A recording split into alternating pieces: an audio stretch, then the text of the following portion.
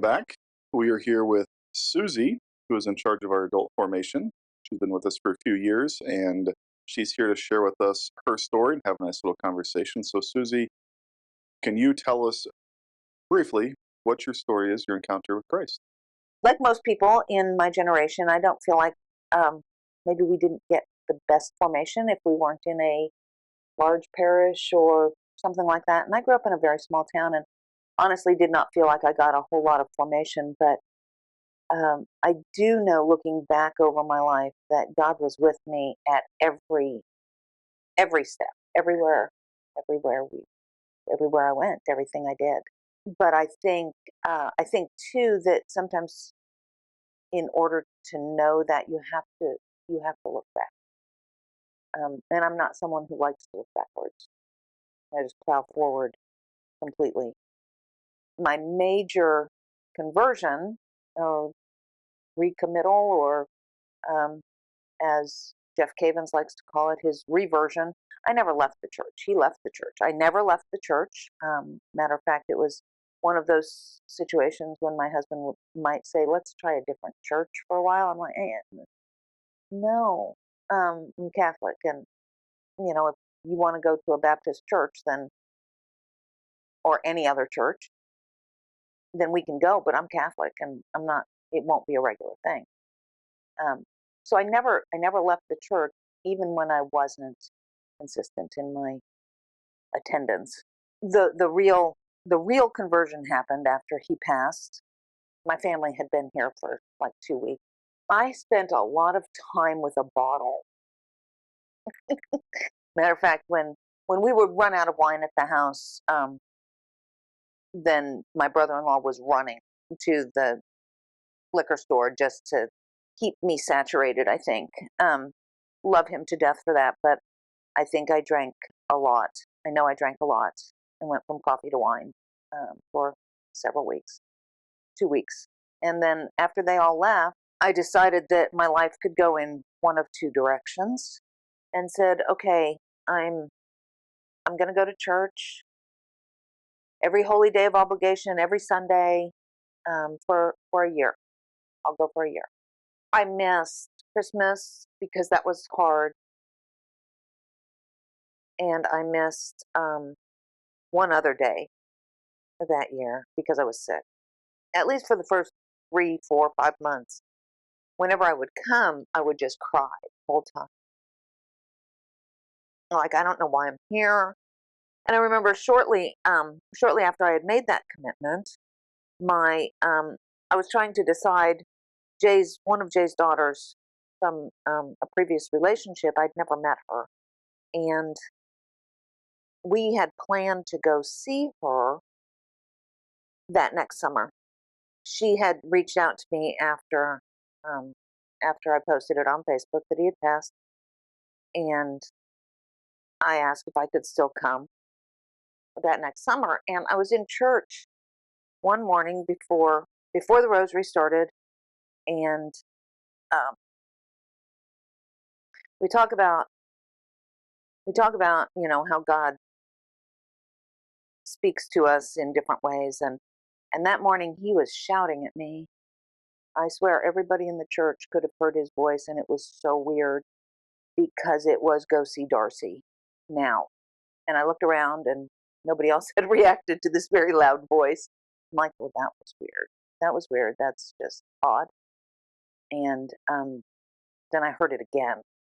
Like, if you didn't hear me the first time, you need to do this. And then the second time that year that something similar happened was when I was trying to decide if I was going to finish my house or not, or whether I was just going to repair and hopefully make it do and get out. And very loud again, finish the house. And I don't know why. So you hear me say this is God's house. It's really because he told me to do this. It's way too big for one person. I still don't know why I needed to do that, but I imagine that will become clear at some point. I don't think I've missed a mass, a holy day of obligation, or a weekend mass since. So anyway, so that's kind of my story. Awesome. Well, thank you for sharing. And I obviously knew part of the story. I walked with you a little bit through part of it with the loss of your husband. Um, and it's like a great reminder for us, as we've talked about before, that God's grace comes to us when we need it. And oftentimes it's not in the prettiest or the nicest of circumstances. And so it's another affirmation that this is how God tends to work. And so part of why we share this is so we can see how God has worked in our life, maybe acknowledging some of those moments, especially if we have hesitancies because of the circumstances around it, and maybe not either just dealing with pain or not living the way that we ought to, or different ways in which that might manifest itself, is that God will come to us and He'll show us His love. And is there anything you'd like to share? And the answer can be no. You said that question. In terms of the movements of grace, of what called you back, so you said that you were saddened at the thought of, I only gave God a year. But other than that, was there anything else that moved or what kept drawing you back? Because obviously you bought in and that you're at Mass regularly and now you work for us. Oh, why do I keep coming back? I don't know how to word the answer to that question because I think we all know what the answer to that question is, but how do you say it? I just know that that very first year, I decided that I wanted to start adding a weekday mass. I was still selling real estate, and I wanted to add a weekday mass, and I wanted to feel obligated to go. I do weird things to hold myself accountable.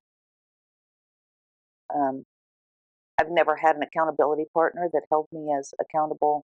Uh, I've never had a human accountability partner that has held me as accountable as I want to be held.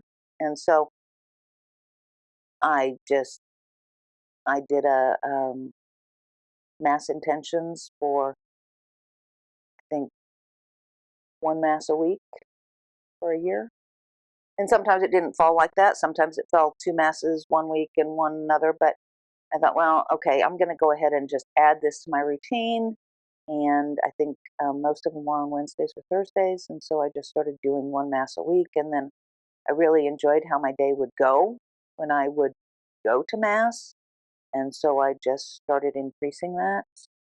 And again, why did it go well? Well, Holy Spirit wanted me here. So, and now that I work here, I can go every day. Well, thank you for that. And a part of that too, so at the end of our Easter season, we had that beautiful reading where Peter tells us to be ready to give a defense for our faith. And that's a part of it. Again, it's not having to know all of the encyclopedic knowledge or all the theology, but explaining that. And it could be as simple as, I know there's a difference in my day when I come versus when I don't. Right? That's not a scientific answer, Mm. but it's a repeated one over and over again. If it was just once or twice, we wouldn't have stuck with it. And so just that affirmation of sometimes we're looking for something much more profound than what God is doing in our life at that moment. And again, the stepping in once a week was an average. Sometimes it's twice. That's okay. The important thing is building in the habits. Now, we don't want to stay there. If you haven't, continue to grow. And so, again, those common things that I think a lot of us deal with and encounter in different parts of our life when we go through our ongoing conversions. And so now, having gone through the conversion, practicing the faith, working at the church, what is one of your favorite things about being able to live your life in a much more intentional way for God and make a living at it? We'll put air quotes around that. One of the things that I really, really enjoy is, and this has to go with handing my life over, is that I don't make an apology for what I believe anymore. I don't feel like I have to. So in my previous two professions, I have it's not been real acceptable. And so I taught high school for 15 years, and I was a realtor for 23 years. You're encouraged, strongly encouraged, at the threat of lawsuits sometimes keep your to not keep your or to not to profess your faith.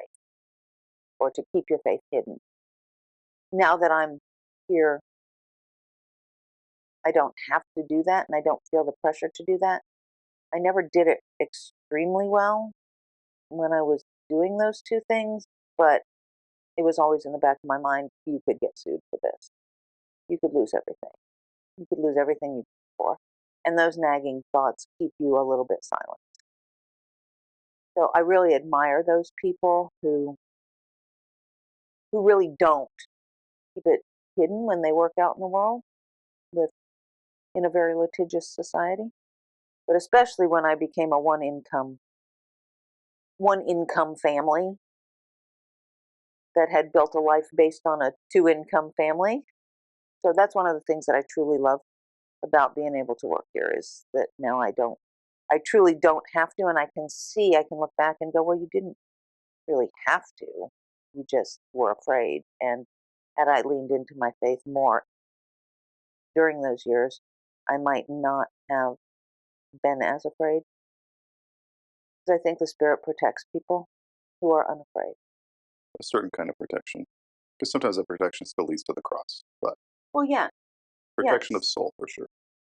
I admire those people, those folks who own businesses who are not afraid to, no, I'm not going to do that.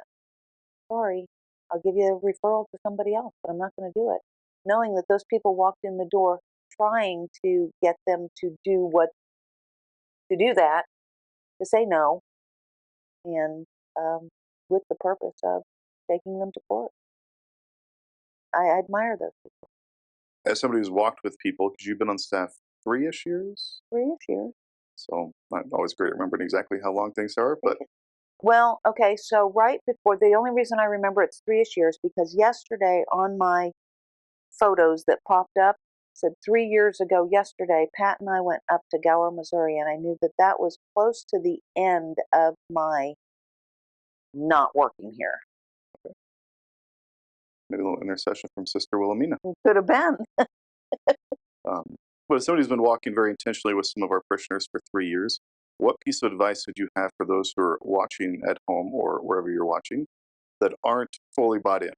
Now, taking for granted that they're going and meeting the minimum of going to Mass each week, what is obligation, and regular confession at least once a year, what would be one of the next steps you'd encourage?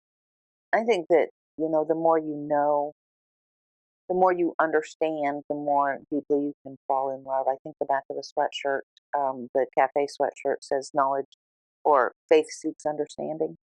And I think that just learning more, learning more about anybody, right? The more you learn about, hopefully, hopefully, the more you learn about your spouse, the more deeply you can love them.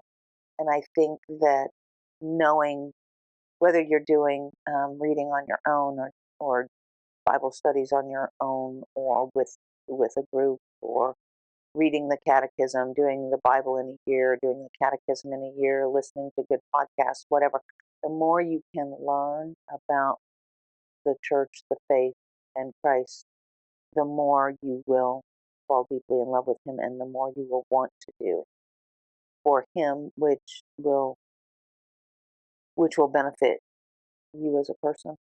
Thank you for that. I agree. I've said similar things in my homily. It's just always nice to hear it from somebody who's not a priest. And so I did not know what she was going to say, so it's always good when it lines up. Any final thoughts or anything else, things you'd like to share, whether it's about yourself or just in general? No. Okay, fair enough. Never like talking about myself. Fair enough. Well, thank you for joining us today, Suzie. And again, many opportunities coming up for opportunities to learn the faith and to walk with Suzie and to dive in a little bit more deeply. If you have any specific ideas, we're always happy to take them. Suzie is of what might be interesting to us down the road. We can't do it immediately. And so we do hope to see you around. God bless.